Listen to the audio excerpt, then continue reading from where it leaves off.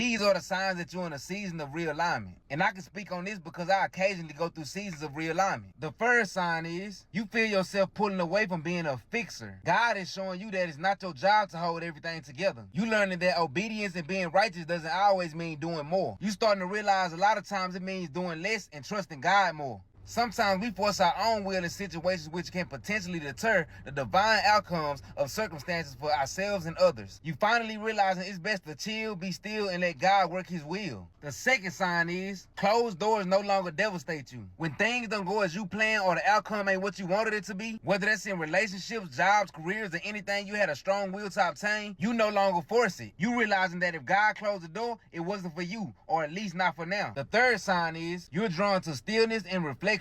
You're less interested in noise and more interested in hearing God clearly. You are starting to no longer be moved by the outside chatter of social media, society, propaganda, or your own fleshful thoughts. You starting to see and reflect on how being moved by these things has put you in a great deal of trouble. You starting to see how detrimental it is for your life when you disconnected from God. Now your deepest desire is being still, letting God guide you and hearing his voice. The third sign is your desires are shifting. What you once thought was important don't pull at your heart no more. You craving depth over distractions. The fourth sign is you're paying attention to patterns. The lessons are getting louder. You keep on repeating certain tests. You learning to notice before you react because you experienced this moment before. The fifth sign is you moving away from feeling like you have to prove your worth or explain your purpose. The seventh sign is you feel the tension between where you are and where you're going. It's like God is stretching you, not to break you, but to prepare you for where he's finna take you. The eighth sign is you recognize the cost of carrying too much.